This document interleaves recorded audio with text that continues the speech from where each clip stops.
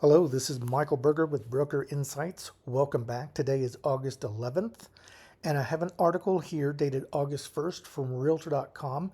I've been sitting on it for a little while, and it is titled Mapped: How Much You Need to Earn in Every State to Buy a Home.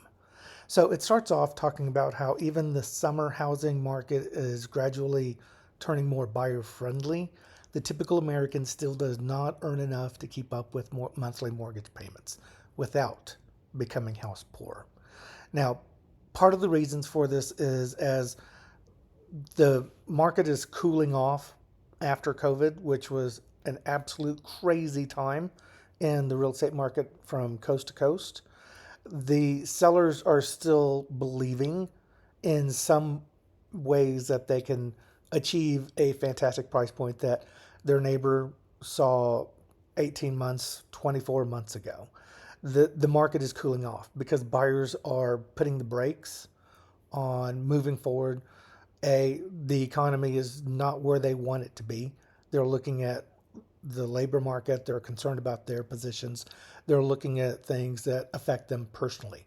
The second thing is if they were to buy a property tomorrow, next Thursday, next month, they know that the interest rate isn't what it was like 18, 24, 36 months ago.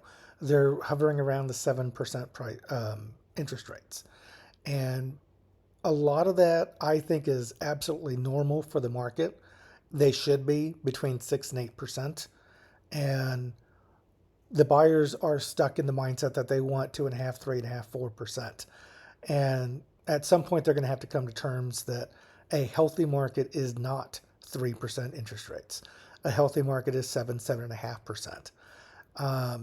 The article goes on to talk about how the unaffordability varies widely across the states. Overall, moderately edged down, the unaffordability that is, but still the sellers are trying to stand firm. And there are some buyers who have to buy, whether they have an expanding family, whether they have the new job in Biloxi, Mississippi, or Idaho, and they make a move. They have to buy a property when they arrive. So there are still sales that are happening. The market isn't dead, but it is considerably slower. And part of that is because of the unaffordability. Let's see, it goes on to talk about the generally accepted 30% rule. The house prices went up so quickly, so dramatically from probably about 2018 to 2023 that there is an unbalance in income versus housing affordability. And economists, lenders, they like to see about a 30% rule. And that 30% rule suggests that a household should not spend more than 30% of its gross monthly income on housing costs, which includes not only the mortgage payments, but the property taxes, the insurance, and probably some level of savings for roof replacement, maintenance. You have to invest probably about 1% annualized. If it's not 1% every year, you save up, and then you have a big expense like replacing a roof or replacing the fence, things that cost money. So you have to invest into the property or it just simply deteriorates. So there's an analysis done from July data of all 50 states, including the District of Columbia, that shows a minimum recommended income to afford a median priced home that exceeds the state level median income by anywhere from just under 0.06 to a staggering 138%. Some of the states have gotten slightly more affordable over the last year due to wage growth outpacing home price growth. Realtor.com senior economist Hannah Jones says, however, with mortgage rates higher and home prices roughly flat, many places compared to last July, the affordability is simply not improved. So here's a map. If you want to kind of freeze or pause the video, you could take a look at it. You can see where you are and compare that to what you need to be earning to stick to the 30% rule. Missouri has an 82,000, Idaho is 158, Texas is down to 99,000.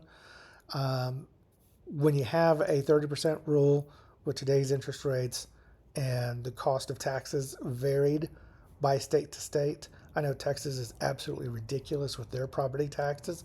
They try and offset that by saying they have no state income tax. um, Missouri, they have relatively low state property taxes, but they do have a state income tax. So there's kind of a balance there in some ways. But okay, let's take a look at this. When you have Washington State with 174 and Hawaii with 200,000, New York with 177, and you contrast that with Kansas 79,000, Oklahoma 80,000, Louisiana 75,000, you can see that the hot areas, of course, their values are higher. Hence, you need a substantially higher income to stick to the 30% rule and be within a comfort zone that the lenders like to see. So it goes on to talk about which states are the 10 least affordable. Of course, there's Montana, New York, Massachusetts, Hawaii. It goes on from there.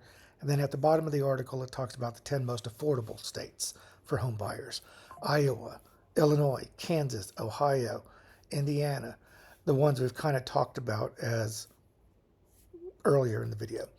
So I hope this helps.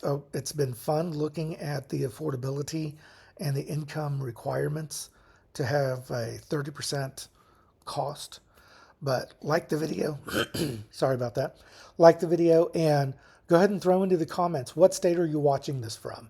Uh, I'd like to know, like to see what your thoughts are. How are you? Are you in the market? Are you not in the market? Are you comfortable with, if you purchased in the past 2, 3, 4 years, are you comfortable with the values that you're seeing in your area? I'd love to know your insights. Thanks a ton. Have a great day.